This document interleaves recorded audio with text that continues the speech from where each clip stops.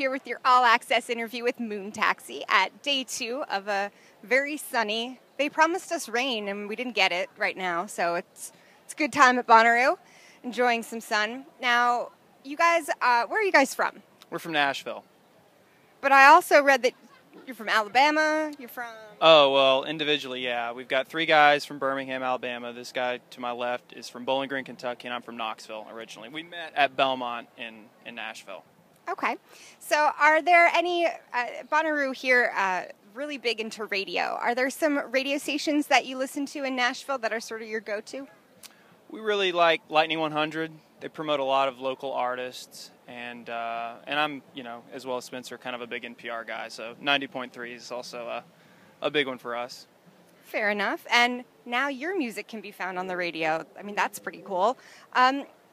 What sort of, can you describe the evolution from your 2007 release, Melodica, to your current sound? Yeah, I mean, a lot's happened since then, and a lot has changed as far as our approach to making records. That was, back in the day, a much more loose kind of improvisatory sound, but we kind of went through a long period of touring where we decided that we really wanted to focus on the studio album a little bit more, spend a little bit more time on it, get a little more serious about it. And the last 2 albums have been a little more along the lines of, what we would consider our proper studio albums, much more focused, much more emphasis on the songwriting and the production. And we actually just wrapped up another one that's coming out later in the fall that we're really excited about, that I think we all feel is our best to date. What are some things or people that have inspired your current writing? Well, we listen to a lot of different kind of music.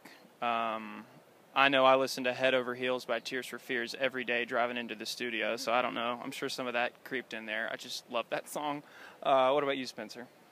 Yeah, I constantly just inspired by, I don't know, both the music that we listen to that's contemporary, but always there's some stuff that I think, that you grow up listening to that always stays with you and informs things. For me, it was a lot of Beatles and Talking Heads and stuff. And then you just kind of put that in the context of, 5 people and whatever's happening, currently in music, I guess. And your most recent that you talked about working on right now, are you also recording that at 12 South Studios? We actually recorded it in Nashville at an amazing studio called Blackbird Studios. It was really the first time that we spent that much time in a large recording space, which was a real treat for us, and made it a different record than the past 2, just by the nature of the recording method. Really, it was more of a organic kind of live-based approach than we'd taken recently, and I think it's kind of the best representation of us, I would say, so far, of kind of our whole package. I was going to say, that was probably going to translate really well when you go to perform it. So we're here at Bonnaroo, and it's certainly not the first festival you've ever played. What are some of the other festivals you've done before? We've done some of the big ones. We've done Lollapalooza. We just actually got back last week from Governor's Ball in New York, which was a blast. We really enjoyed that and hope to return there. And yeah, I mean, there's kind of too many to count at this point. We've been really fortunate to play festivals. It's kind of where we shine. Our songs are kind of written for a really big crowd, so when the 2 come together, it's a nice sort of synergy. How do you make sure that you leave a lasting impression with fans when you're playing a big festival? Someone's shirt usually comes off. That'll do it. Yeah. No, we just try to make each set unique, and we try to make just something special in each performance stick out and be memorable. Last time we played Bonnaroo, we covered a Rage Against the Machine song, Killing in the Name, and people are still talking about that. And it was really wild and a lot of fun, and who knows, maybe we'll try something like that out again. Ooh, that's a nice little tease. How are festivals different from playing TV? You've played The Late Show rather, with David Letterman and Conan O'Brien.